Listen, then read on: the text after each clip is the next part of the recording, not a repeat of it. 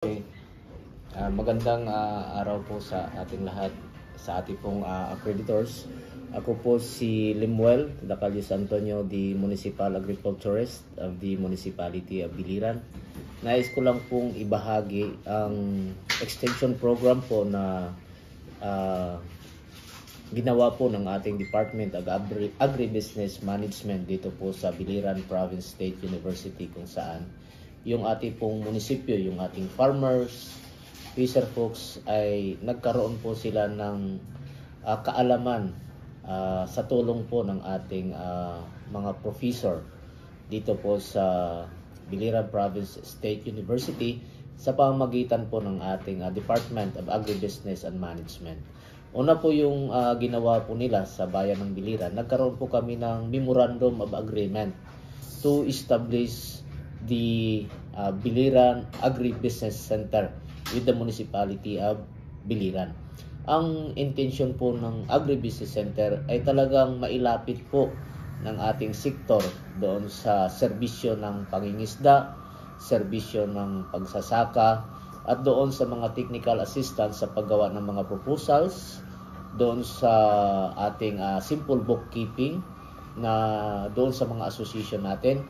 Of course, doon sa mga technical advices on the management ng iba't ibang production program at iba pa pong mga bagay na naging bahagi po ng kaunlaran po ng ating agrikultura at fishery dito sa bayan ng Biliran.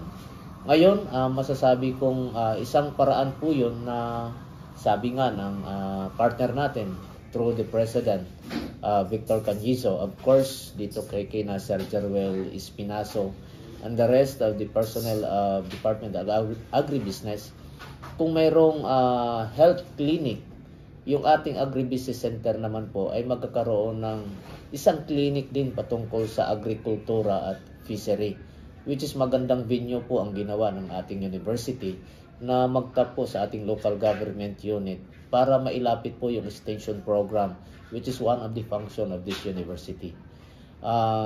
Yun po, sana po ang mensahe nito at information ay maging isang paraan para palakasin pa po ang ating extension program doon sa iba't ibang sectors ng ating komunidad.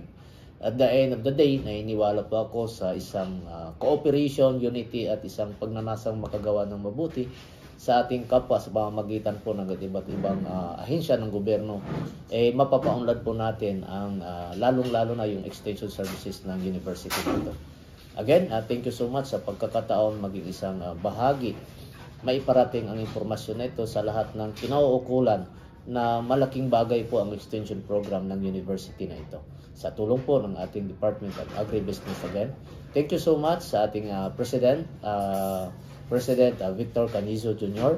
Of course, to the rest of the personnel staff of this university. Thank you so much for all the support provided to our municipality and of course to our stakeholders.